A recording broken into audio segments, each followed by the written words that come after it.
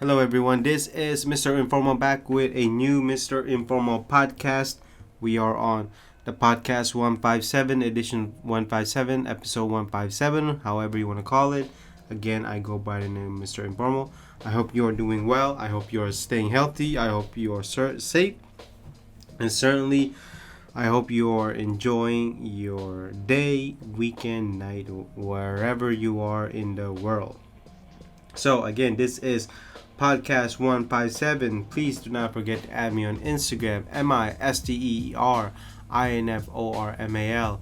And then check out my website, MRINFORMAL.com. So, what are the four topics for this Podcast 157? Well, number one, J. Crew hired a new designer, has a big background on streetwear. Number two, since more and more people are getting vaccinated, people are going out and they are spending more. Number three, shoe bots. It is still hard to buy shoes, especially the coveted ones. You still can't even go to the store to actually buy one there. You have to basically win a raffle or go online and pick it up from the store, which I do not understand.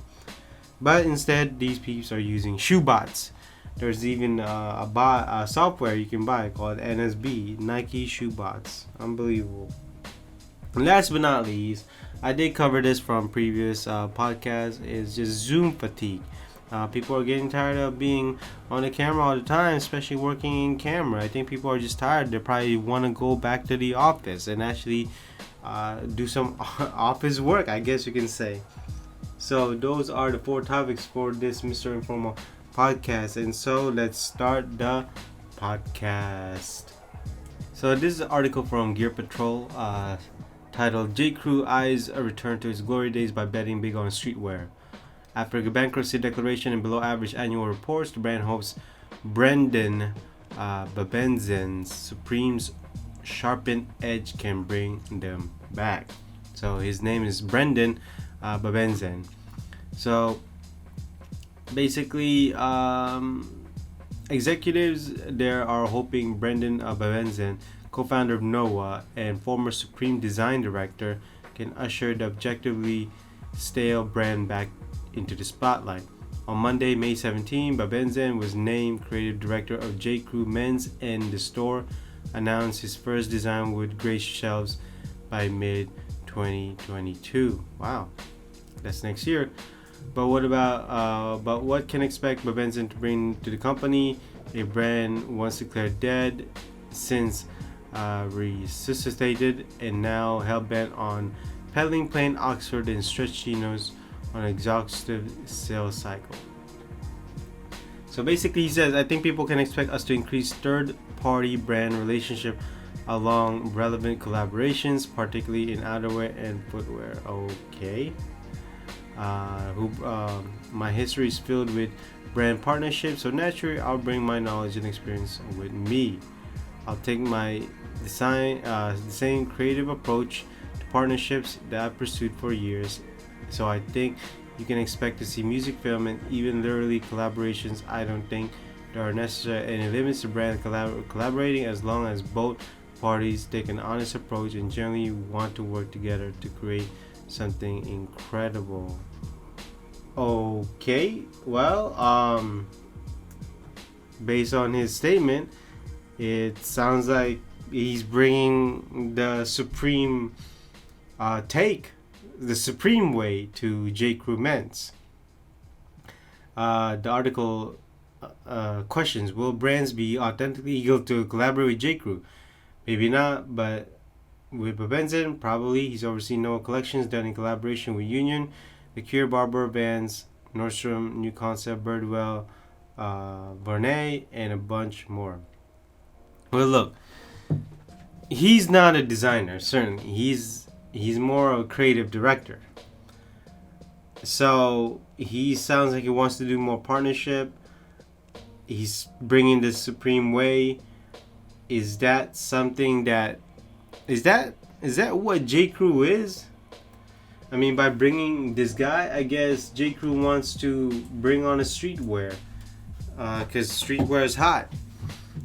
they don't want to go heritage. They don't want to go preppy. They don't want to go Americana. So they want to go streetwear. If that's what J. Crew wants to do to actually make money and be on spotlight, hey, let them. But with the statement he's making, I don't think that was a great statement to make at first. But hey, it is what it is. He is who he is. He wants to bring the supreme take on it with having a lot of collaborations. But what about your heritage brand? What about your Wallace and Barnes? What about your that J. Crew look? Will he do anything about it? So far, he hasn't done anything about it, and he's only bringing men's on it. What about the women's? We'll see what that does. Not only that, will the younger generation have wants to look at J. Crew? Is J. Crew something that they want to shop at, even with the collaboration? I don't know. I mean, let's be honest. With the collaboration of Supreme and other brands, I mean, all they do, Supreme just puts the name on it. They don't really change much. They don't really get technical, as long as the name is on it. And so that might just be what it is that brands will just put on J. Crew onto J. Crew's design and then just call it a day. Now, I'm not entirely sure how the people will feel about it, but honestly, from the statements he's making, I'm not entirely sure if that was a great idea. But hey, we'll see where it takes J. Crew. So, topic number 2. So this from retail.com. Macy's credits speedy vaccination pandemic relief for Q1 rebound. Macy's on Tuesday signal recovery from the pandemic, reporting 56% year-over-year first quarter sales bump to $4.71 billion, and the revised outlook that CFO Adrian Mitchell said reflects cautious optimism. E-commerce grew 34% over 2020 and 32% over 2019. The company benefited from comparison to a year defined by the pandemic. Comp sales soared 63.9% on an owned plus licensed basis over last year, but dropped 10% compared to 2019. According to a company press release, thanks in part to pulling back on expenses, net income in the quarter was up more than 100% to $103 million from its brutal $3.6 billion loss a year. So, basically, thanks to the vaccination, more people are vaccinated, so not a lot of people are worried about the virus, and so the consumer engagement is there, especially their stores. People want to check out the clothes, people are shopping some more, and this not just from Macy's, this is also from different types of different stores out there that are also reporting the growth in sales or the rise in sales due to the vaccination. And this is why I titled topic number 2 as back to spending, because people are less worried about the virus now that they are vaccinated, and more people are also vaccinated, and so they are going to the stores much more and actually spending the money. And as usual, we are coming back to the society that we once were. You could call it throwaway society, spending society, more and more society, whatever. Whether that be good or bad, that is your opinion. But certainly, consumers want to go back out again. That could either be going on vacation, that could be going to the mall, that could be going to the store, going to certain boutiques, or going to places, which means people want to buy new clothes, want to buy new shoes, want to buy new accessories. They don't want to wear the clothes that they had last year or even 2019. I mean, it is what it is. You could call it the the society, the throwaway society, but it is what it is.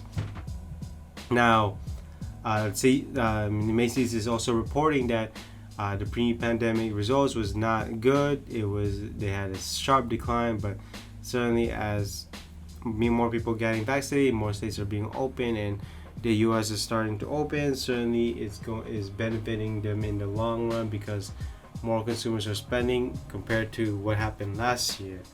So hey, consumers are slowly starting to spend some more. Going back to, I guess, well, close to being normal. Now, if you've been trying to shop at sneakers app, Foot Locker app, even online, eBay, shoes, trying to get the Jordans, Boost, Yeezys, I mean, limited edition shoes, and it's been very hard. This goes back. This goes into topic number 3, shoe bots. Apparently, there are softwares that I've seen called Nike Shoebot, where it will log you into these websites, whether it be Foot Locker, Nike.com, eBay, Champ Sports, Finish Line, and it will automatically buy shoes for you when they become available.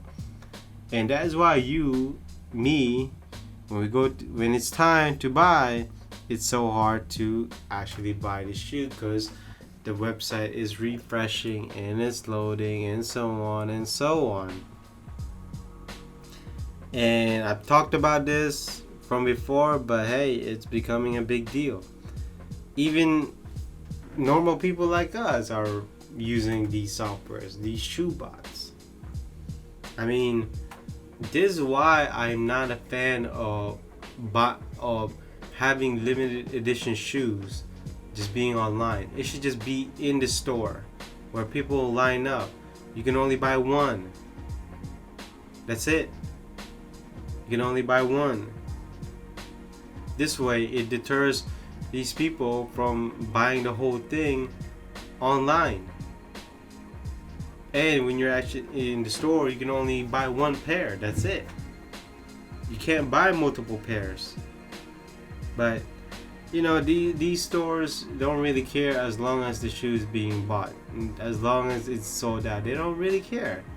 They say they care, but they don't really care. Come on. So, I mean, what can we do? Well, it's pretty easy. Don't buy the shoe. I mean, if you're that desperate for it, I'm sure you can just buy it from some marketplace. But if you're gonna buy it, just buy at least less than, I guess, let's say the retail price is $200. Buy it at $250. That's it. Anything more than that, you're crazy. But look, this needs to stop. And I keep, every time I go to these shoe stores, I keep telling them, stop putting these shoes online. How about just have them be in stores only, or do a raffle in store only? That's it. But they're not gonna do that again as long as the shoe is being sold online and it becomes sold out. But you know, sooner or later these brands will get it. I don't know when, but I don't buy a lot of shoes nowadays because it's just getting harder and harder, and people are getting ridiculous with these reseller prices. And Nike is actually quite happy about it. Same thing with Adidas, and same thing with these major brands. And there's more consumer demands than there is supply, and these consumers, you can tell as long as they get the shoe, they're happy, but they don't really care about how hard it is just buying the damn shoe. Me, I care about that shit, because I think it's ridiculous that everything becomes a raffle nowadays. Is that what it is now? It's like trying to get a lottery. Shit. I mean, I'd rather just pay the lottery and see if I can win. Maybe I have higher chances than winning the lottery than trying to buy the shoe. So, look, in any case, I can't believe that there's softwares. It's not just Nike shoes. I mean, it's just like figurines, limited edition stuff. It could be anything. Limited edition paper, limited edition couch. I mean, Supreme, whatever.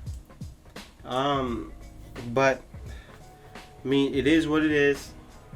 Hopefully you don't buy the reseller price and just move on to the next one. Just move on to the next one. And again, I don't think these companies will do anything about it. On to the last topic, fourth topic, Zoom fatigue. Webcam fatigue, conference call cam fatigue, whatever. Microsoft Teams, Google Meet, the Cisco Web conference, Zoom, FaceTime, all of this. People are getting tired of it. I did talk about this from previous podcasts, but now people are just don't even want to deal with it. Because think about it, you got to be on the computer for 8 hours, and I'm sure people want to take a break from the computer. That's why when people take a break at work, they go to the bathroom, they go to the coffee area, or even the water cooler area, whatever, and chit chat. And sometimes when they go on meetings, they don't have a computer with them and they just discuss. So it's a great break. But nowadays, people just don't even want to deal with it anymore. And as I know it's part of the job, they have to, but if they had a choice, certainly they would rather be in the office than just being in the camera all the time. Or sometimes they'll be okay with being in the camera a few times a week and also traveling to the office. But certainly, as of right now, that's happening. But at the same time, I'm sure people are just tired of being on the camera. Certainly, if I was them, I'd be tired of the camera. I mean, this topic was talked about a lot in the news. CNBC, Yahoo Finance, CNN, even Fox News. People are just ready to go back to work, I guess, like physically being in the office. They want to socialize with their coworkers. They want to have better collaborations. They don't want to be editing too much stuff online.